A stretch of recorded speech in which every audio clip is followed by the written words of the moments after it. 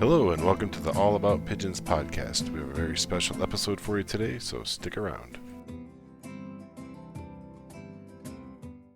Today we have with us Jan Lombard, and we're going to be talking about pigeon collections and pigeon figurines. Jan joined the SAPFA, that's the South African Fancy Pigeon Association, in 1996. Over the years, he's bred Modinas, comb-runner tumblers, medium-faced crested helmets, Oriental rollers, and old German Modinas. Jan holds judging certificates for 12 breeds and has judged on almost every SAFPA championship show since the early 2000s, plus on numerous regional shows and international shows. He has served on several regional committees, breed club committees, and as secretary and vice president of the SAFPA. The SAFPA National Colors was awarded for judging in 2008, administration in 2013, and breeding in 2016. Jan currently makes small 2 to 5 inches tall hand-painted figurines of 227 different breeds. He adds give or take 20 new breeds annually, and also has a really respectable pigeon collection. He collects pigeon medals, has around 400, pigeon club cloth patches around 200, pigeon and poultry postcards 600, of which the oldest dates back before 1900, pigeon figurines and statues. Lots of really high-end ones. The Gobel out of Germany, Copenhagen out of Denmark, has books on fancy pigeons around 100, and lastly, pigeon neckties. So today we're going to talk about pigeon collections and, of course, the figurines that Jan makes. So, Jan, thanks for coming on and talking with us today. Thank you. You're welcome. We kind of went over your officer positions and things like that you've held. Can you talk about how pigeons came into your life? Was it at a young age? Was it a family thing? Yes, my dad had pigeons when I was a kid. We never took part in shows or anything. And later on, I had some poultry. And then because of living in a city and a town where the crowing and all of that was a bit of a problem, I switched to fancy pigeons in 1996. So was it when you started showing that you started your collection? It came over time when obviously when I started showing, I became aware of all the different things that there are. And I think it was more after our first visit to Germany, when I saw some of what's available there and what people collect, that I seriously got interested in collecting the different things that I do for. Were you able to go to that pigeon museum that they have in Germany? Yes, I was there in 2012, I think, the first time. And later on, I was there on a private visit to Herr Solfrank, which was quite interesting because then I had time to chat with him. I'm not very fluent in German, but my friend luckily speaks English fairly well and could serve as a translator for me. I think that's one of the largest pigeon museums in the world. That's a pretty good sized building that they have that housed in. It is amazing. I think it's about, in American, about close to 600 square yards. When did you first start creating your own figurines? I think back it was in 2009. The late Stuart Patterson once brought some little figurines made by Robert Bennion from England to one of our club meetings, and we were discussing something different as awards compared to the medals that we used to give out. And I had a look at those and I thought, I can make this, and one thing led to another. So do you have a background in arts? No, not really. What I do is a sort of self-taught and learned throughout the years to sort of improve the different techniques that I have. I've seen your figurines. You had a person was selling your figurines at the Grand National Show in Kentucky here about a month ago, and they're beautiful. Are these wood? What is the material and what's the process with making these? No, it's polyurethane. Basically, I start off with modeling clay and I make a 3D, the first prototype out of that. And then I use silicone to make a mold, a cavity mold over the first prototype. And from there, I work with small hand tools, needle file, stuff like that, and shape it to the final form and then make a final silicone mold. In Bob's your uncle, I go on and from there cast a number of figurines from a mold before I need to make a new mold, and then sand it down a little bit to make the surface, the paint stick to the surface, and then I hand paint them. That's basically the process. I try to stick to the breed standard as much as possible, because obviously, customers like to have figurines of the breeds they keep, and it should represent the breed fairly well to be acceptable to the customers. I can absolutely see that. I mean, it really looks like it's right out of the book of the standard. They're really in that showmanship pose with all of them. I understand that you're making molds, maybe with the sculpting and painting. How much time are you putting onto each one of these figurines? Funny enough,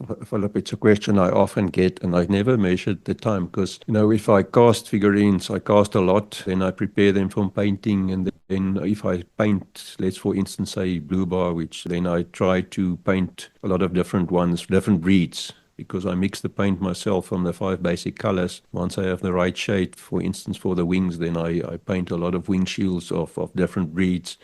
And then I change the shade for the flights, for instance, and for the neck. I have never measured. What I can tell you is that I make about 600 or so per year. Yeah, I guess you really got to have it in like, almost like a mini manufacturing process because you're doing so many and you're doing it in the mold fashion where you want to do everything at once, paint it all at once. When you first started making the figurines, did you jump right into like your favorite breeds first, or was it for like you said you did it for like a club awards thing? So the first few breeds, were they based on the awards that you were making, or were they just your favorite breeds? When I first started off, I made semi three-dimensional, if I can call it that, with a flat at the back side. And it was only a few years later that I started to make full three-dimensional ones. But the first breed I made was Gennaro powder, because of the specific recognizable features of the breed. It was fairly easy to get one that looked like a Martinero. And then I think the second was for a friend of mine that had a long face tumbler show with some international judges, and he asked me, can I make long face tumblers? And that was the second. And from there on, I can't remember the sequence. When you're making the mold, especially painting, do you have like the book of standards in front of you, and that's how you're using as a reference for all these different breeds? Yes, I do. Because sometimes it's, just recently I made some, I think you call it in America, Bohemian Stella powders. And I didn't have the standard book next to me. And later on I realized I had the eye color wrong on some of them. So yes, it's important to keep the book of standards next to you because you can't know all the breeds, all the little details like eye color, like bee color, toenail color, stuff like that. You don't know all of that off the top of your head. So yes, I do keep the books of standards next to me, and I have all the different ones written in English from Australia, the US, the UK, South Africa, and so on. And then I also have some German ones and some from Belgium, some from Holland, if I do specific breeds from those countries. For the most part, it seems like the standards are pretty international, but there are differences in some breeds. Yeah, definitely. And then especially now talking to the American audience mostly and to you, the standards tend to develop differently in different countries, different continents. And there are many breeds, for instance, that in the US that looks totally different from the original breed in Europe, for instance. If you think of something like the French Carno, totally different breed. I can't sell French Carnos that I made for the American market to Europeans and vice versa. All the poses and everything are always going to be side profile then. Yes, yes. Okay. And that's quite interesting that you mentioned that term. One of the guys it was one of my mentors when I started judging, the profile picture of a breed. If you can get that right, if you need to look for that when you judge. And that's what I also look for when I do my designs. It's really interesting. When I first emailed you about coming on, it was through the figurines, and when you sent me your bio about some of the work that you've done, you've really been deeply involved, especially in your national and local clubs, but just the international traveling that you've done in shows, judging. That's why I think this is really fascinating, because you are a judge, you're a breeder, you've been doing it for years. We're all trying to create that standard, that perfect bird. And if you can't do it through breeding, well, you can always do it through sculpting and making it that way as well, right? That's true. It's so much easier, if you've got a bit of artistic abilities to get something to the standard. And if it's not completely right, you can add a bit of modeling clay and you can file a bit away, from the figurine if it's not up to standard. This leads me to think about the Italian owl, which I've made 3 versions of. The second, I had a meeting with some guys in Switzerland at the Centennial show. There was some Italian, some German, some Swiss guys, and we discussed the figurine, and I came back and I remade it and then sent it to the guy in Germany, and then he said, no, this is not right. So it took a third try to get it to have them 100% satisfied. And that's nice, if you can get input from constructive, criticism to improve what you're doing. And it's so much easier to, like you said, file some away or add some clay than it is to breed out a few generations to get a trait fixed. Definitely. In the breeding pen, you've got so much more to think about, and, it's not something that you can form with your hands. You need to do the correct selection and correct matings to improve the breed. And it takes generations where, I can go back and I can add a bit of clay, or I can play around with my needle files and change the shape of something. So is there any, really meaningful or memorable pigeon figure that you've created? Yes and no. I think on the no side, I try to do it according to the standard. So all of them are fairly similar from that aspect or from that point of view. But on the other side, if you do something and the top breeders in the world immediately accept what you're doing and like what you're doing. For instance, I recently made frill bags, and when Stephen Sinclair in the US immediately ordered a number from me, and as well as Richard Moser, the top German breeder, also ordered a lot from me, and I did, when I delivered, both of them were satisfied, which gives me a lot of satisfaction, and the fact that it's recognized by the top guys in the world. Absolutely. They know what they're looking for when they look at the standard too. You're making them really on point for them. So what kind of advice would you give to someone who maybe has an artistic background, has a passion for pigeons, and wants to get started and can maybe avoid some hiccups and headaches from your experiences? I think there are two things. Obviously, there's a skill factor that you need to play around and practice with. And, the stuff that I use is originated from the US. There's a company called Smooth On. They've got a good website with very good YouTube kind of videos that people can watch. That's the one side of it, get your skills level up. Flip side of the coin is also to get your breed knowledge up, because, we discussed outlines of side profiles of pigeons, but there's also all the different angles that you can view a pigeon from. So it's important to have the knowledge of the breed on the one side, and on the other side, obviously, if you have the artistic inclinations, whatever, get your skills level up and get your knowledge level up. Well, let's talk about this collection of pigeon memorabilia and all the different things you have. First off, the medals. With having that many different medals, are some of those, do you have any of the Dickens medals? Unfortunately, I don't have a Dickens. I read about it, I know about it, but no, I don't have it. Most of my stuff is fancy pigeon related. I was quite lucky to few years ago to found on a local auction website a South African medal that was issued in the year of 1907, when the Cape Colony was still, I think at that point in time, a Dutch colony, and it was issued for the best colonial bred bird, which also tells us a story. Normally in South Africa, and I think in other countries as well, there's a big discussion always going about imported pigeons competing against the local bred ones. Against them, and I guess from this inscription on the medal that says best colonial bred bird, that it was also a big thing then. The guys competed with local bred birds against imported birds. So you have racing medals and showing medals? I concentrated basically on fancy pigeon showing medals. I do have a few racing ones, but not that many, because it's not my field of specialty. And so then you also have around about 200 pigeon club cloth patches. Are these also local from your area, or do you got patches like internationally?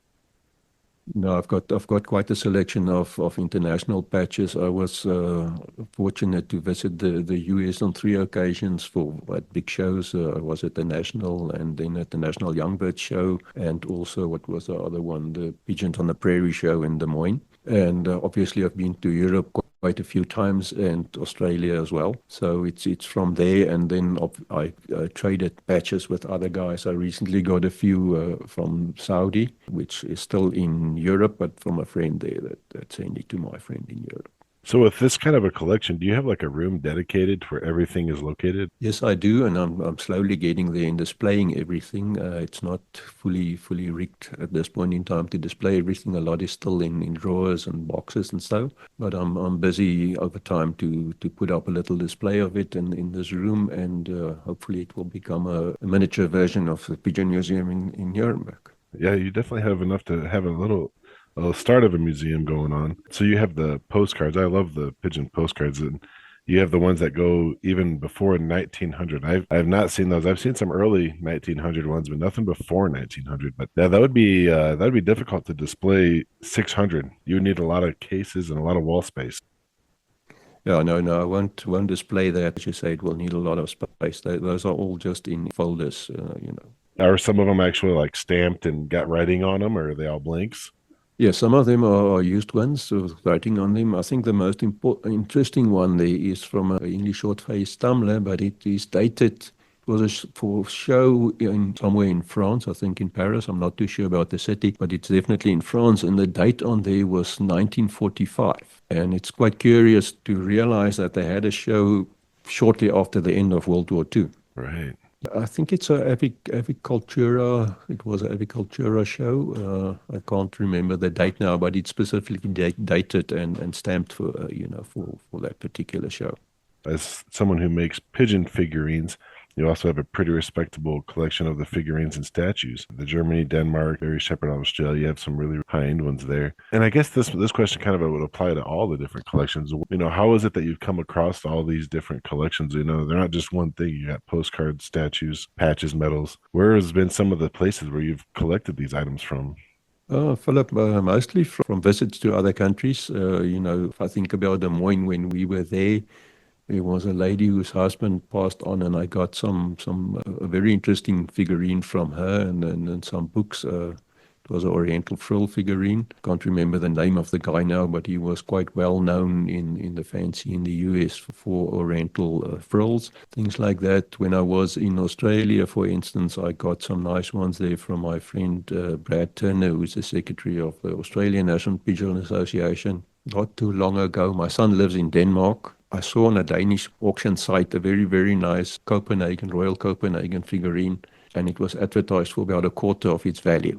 Oh, wow. And I quickly grabbed that and got my son to do the payment for me in Danish kroner, because it's easier for him to do it than doing it from here with different currency. But I was quite lucky with that one. And then some of them from Marlene Brouwers, Dutch artist. She's not doing figurines anymore, but she's very, very talented. So a friend of mine in the Netherlands convinced her to make a last one, and I got the last one that she made, which is also special to me. So out of this vast collection, do you have a favorite piece, maybe specifically to the pigeon figurines? Yes, I would say that it's a Danish tumbler. That Royal Copenhagen one is very special. And yeah, something else, Dickie Hammer, also quite a well-known judge from the Netherlands. He's judging worldwide. A lot of people in America will know Dickie. He's been to some of your shows many times. He was a shoemaker, was his occupation his whole life. And I got a little holly cropper made out of leather, which is special, which Dickie made. Is entirely out of leather? Entirely out of leather. It's layered leather that he shaped and cut into the shape of this. It's very crude made. It doesn't really, from a specific breed standard point of view, not a very good example. But no, Dickie is a very good friend of mine. And we had the opportunity I think last year, to visit him in his home, and he gave this to me. So this is very dear to me. That's a really interesting medium to use too. Yes, it's unique. I haven't seen any leather. I've seen different figurines in my over time, but that's special. That is unique. So we just had the Grand National Show in Oklahoma City, and in Oklahoma City they have the American Pigeon Museum there. And I was looking at some of the different figurines they have, and they actually have two, I forget what the breeds were, but they're two little ones, about the same size that you're making, and they're made out of instant mashed potatoes. So I read about that. Yeah. I think Bob Nolan or one of the guys that made there was a video made. I think maybe Cam Tanagan, the guy from Hawaii. Yeah. I think he made the video, and he made mention of those ones made out of potato. Yes. Yeah, that's a pretty interesting medium for sure right there. I wonder how, yes. how that was easy to work with. And so your books too, you have a pretty decent collection of books. In South Africa, are there regular publications of like fancy breed pigeon books, magazines? No, not really. We used to have a magazine here that came out monthly and later on bi-monthly, and then nowadays it's just there's just a digital format of that. Books, not really. I must not think which year, but they gave out a special commemorative newsletter, South African Fancy Pigeon Association, in a A4 size booklet, which I have copies of. And one of my friends, he's no longer with us, but he published a book on Modinas in, I think, 2004, somewhere around there. Got a copy of that. But no, the fancy is very small here, not many people. Even in the heydays, it wasn't that big. Nowadays, it's tiny. So there's not really a market for books. So are a lot of the books, like you said, just collected through all the different travels that you've done around the world? Yes, but mostly I've got quite a number from the US, quite a lot from Germany. The purpose of the books is mainly to help me, in my designs and to help me to paint the right colors and know what the breeds look like. I don't really collect books from a collector's point of view in the sense of going for the old valuable ones. I think the oldest that I have is from 1955 from a Dutchman called Spruit. So I prefer post 2000 books because I want to know what pigeons look like today, not what they look like 50 years ago when Wendell Levy and those guys published their books, because pigeons has evolved so much over time. And I'm not too much interested in the history. I need to know what they currently look like. You're actually opening up the books and using them, so that makes sense. They're actually a reference book for you. Yes. And then in some breeds, they develop so fast, they develop so much and so quick that you need to keep up with what's happening in breeds if you want to have a representative figurine. I won at an auction the 1979 Breed Standards book from the Los Angeles Pigeon Club auction last year. And looking back at the standard, just from the 70s to today, they all look so different. All the breeds, just a little bit, and some of them have really, really changed. So in your case, yeah, it's a little bit more, like you said earlier, the standard is different here in the US compared to Germany and other places. I think the reason why standards evolve so quickly is because of the way most of the English-speaking world, and I'm saying US, UK, South Africa, Australia, basically where pigeons are big, we have a best of breed. And, crazes develop over time. The head must be bigger, the legs must be longer, shorter, whatever the case may be. Whereas in the German European system, they give points to the bird, and they may have 6 or 7 or 8 birds with a top score of 97, because then standards sort of is more stable and stays the same over time.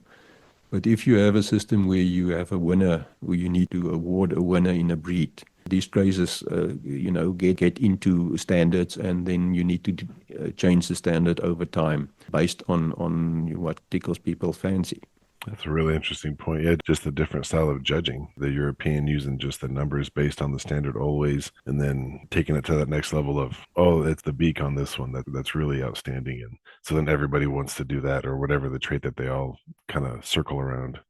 Quite frankly, and it's more constructive, maybe criticism, but I think the way we judge in the English-speaking world is not in the best interest of the breeds. Because over here, if you're winning, and if I say over here, I'm talking about the English-speaking world, then you tend to keep your better birds to yourself and you don't share them with other people. And in Europe, where you compete against yourself, you don't care if another person also breed top quality birds.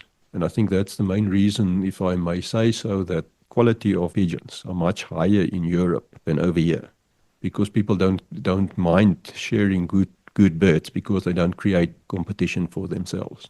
Rising tides raises all ships. Spreading out those really good bloodlines and good quality birds just help overall. Yeah, and it differs between different breeders. You get guys that don't mind helping other guys, and to them it's an honor to lose against offspring of their own bloodlines. But then you get the other ones that are maybe more competitive and like the awards. For people who are interested in growing their own pigeon collection, obviously the first thing they need to do is go out and get some of your figurines and get started right there. That's step one. What other tips would you give to people who are adding to their own pigeon collections? Philip, I think a very good source that I found, there may be others that I'm not aware of, but on eBay, there's lots of time there are very nice collectibles that's on offer there. In different price ranges. It's not just the top end stuff that's quite expensive, but there are also more affordable things you can collect. For instance, just some pieces that I bought for quite cheap in the US are some of the Indiana glass bookends of fantails. So there are many different things available on eBay, just as one of the auction sites, and there are other auction sites. I basically mostly spend time on eBay. There's another one, Fancy Pigeon Auction. They do a lot of different breeds, but sometimes you'll come across books. NBRC, the National Birmingham Roller Club, their website has auctions too, and they mainly do it to fundraise for individual clubs and events. And like they had the book on fantails there, and they'll have different stuff there. That was always a pretty good one. Obviously, the Los Angeles Pigeon Club, LAPC, they also have their fundraising auctions, I think, annually now for the last few years, and they also have some very nice items on there. Yep, that's where I got my 1979 Book of Standards, actually, was from that auction there. I always like going to thrift stores and looking through their books. You never know, if you can find one there. But pigeon books are really hard to come across. There's a couple online auctions, and I'll always jump on there. Do you have any pigeon books? And I didn't know they made pigeon books. What is it? Just a book about pigeons, like, breeding, training, whatever. But it is a really small market. You just got to keep your eyes peeled all the time. Yes, it's so true. And funny enough that you mentioned thrift stores. When we visited my son last year in Denmark, I went to some thrift stores there and paged through some books, and I found a Danish book on pigeons. It's actually pigeons and doves, wild species as well included, and in Danish, which is, from my point of view, a very, very strange language, extremely difficult to try to understand anything in there. But I found a booklet there about 40, 50 pages thick for a few cents if you talk US. It was just about nothing. I paid just about nothing for it. That's definitely a good find. Yes, it's quite interesting to look at, but obviously you can only look at the pictures. Danish is, as I say, all the Scandinavian languages to me is quite difficult. I'm okay with German, which is fairly similar to my mother tongue, Afrikaans, but the Scandinavian languages is something else. Well, if anybody's interested in checking out his figurines and coming across some for yourself, they have a Facebook. The Facebook is Feather Art Awards. So just search Feather Art Awards on Facebook, and you can take a look at some of the different figurines. He has a lot. Do you plan on sending more to any shows? I know you sent some to the Grand National. Do you plan on sending some to other international shows? Philip, yes, thanks for asking. Rachel Stuckey is the wife of Brad Stuckey that serves on the board of the NPA in the US.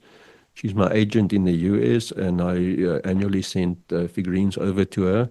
Last year wasn't really a good year because I prepared for shows in Germany. I went to 3 different shows at the end of last year. So I didn't send a lot of stock over to her, but I'm currently working on replenishing her inventory there. So Rachel should have quite a good selection for the guys at next year's show season. I think you sold out at the Grand National, didn't you? She sold quite a number. I'm not exactly sure. She's still busy doing the reconciliation for me to let me know what's left and also what was, the request from the different fanciers. When you first put them out, I was just running all over that place. There's just so much to see and do, and I didn't really get a chance. A lot of people were around the table, and then when it finally kind of thinned out, I went there, and yeah, there wasn't too many left. They sold pretty fast. People really liked them. Thanks. That's good to know. But yeah, I'll send new stuff over, and I'm working on some new breeds that I think some people will find interesting. Well, there you go, people. You can check them out on Facebook, and just pay attention to your local shows wherever you are internationally. See if they're going to be. They advertised for this one that they would be selling them at that show, so that's a good spot right there to get them. Like I said, you can also contact him through his Facebook there. So now, thanks for coming on and talking with us. I really appreciate it. Thank you. It's my honor. Thank you for listening to another episode of the All About Pigeons podcast. Please help the pigeon hobby by telling your fellow club members or other pigeon friends about the podcast, and make sure to leave a good review or at least a 5-star for the podcast wherever you listen. If you have a topic or a person you want to hear more about on the podcast, or if you yourself would like to be a guest, just send an email to allaboutpigeonspodcast@gmail.com. Thanks for listening.